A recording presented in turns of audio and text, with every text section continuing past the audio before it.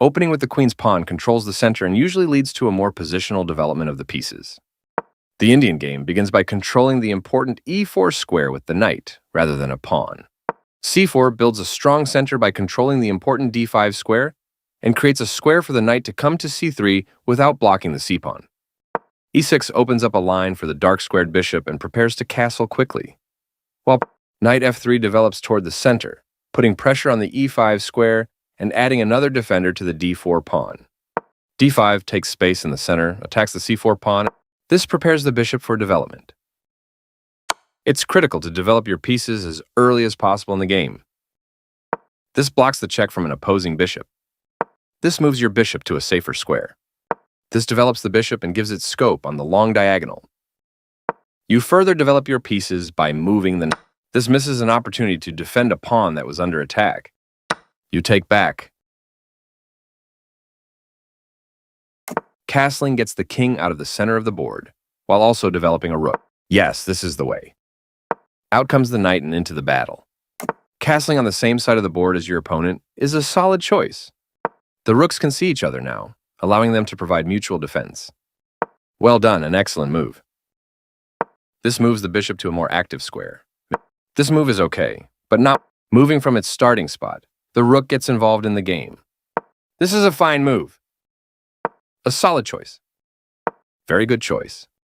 This misses an opportunity to create a pawn chain. You are threatening to kick a bishop. One of the best moves. With that move, you chased the bishop. This overlooks an opportunity to win material by trapping a piece. Nice, definitely the right move. This threatens to tactically win a pawn. You are forcing your opponent to have isolated doubled pawns, which ruins their structure. Now black can't stop white from winning a pawn if they make the right moves. You are threatening to force isolated doubled pawns. That was a free pawn. You are threatening to eventually win a pawn. White was worse off, but now they are in a losing position. You overlooked a better way to develop a queen off its starting square. This gives away a free pawn. You left your bishop vulnerable, setting up strong threats. This wins a pawn.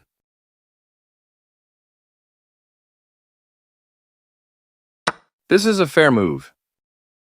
This wins a queen. This moves the queen to safety. This is the way to win a queen. This threatens to force eventual checkmate. You win a queen through a discovered check. This evades the check from the queen. You won material by capturing a queen. This move puts the knight on a safer square. You captured a knight that checked your king. Recaptures. You won material by capturing that rook. Takes back. You gained control of more squares with this excellent knight move. This defends a pawn that was under attack and had no defenders. With that move, you offer to trade pieces. This is an equal trade. You captured back. This is a very strong play. You won material by capturing that knight. Recaptures. Good job defending that knight. This move puts the pawn on a safer square. That was a fair trade. Takes back. This moves your knight to a safer square. An active king is critical in the endgame. Passed pawns must be pushed. A solid choice. This is a good time for you to get out of trouble. The passed pawn moves towards its goal. Your opponent has to watch that passed pawn. Right on target. Good job, that's what I would have played too. Pushing a passed pawn. Yes, this is the way. This loses a bishop. You captured that free bishop. This is not the best. Your passed pawn is one step closer to promotion. That was a free knight. You continue the checkmate attack, pushing a passed pawn. You're continuing down the road to checkmate. The passed pawn moves towards its goal. Your move gets closer to checkmate. This promotes a pawn to a queen, getting closer to the forced checkmate.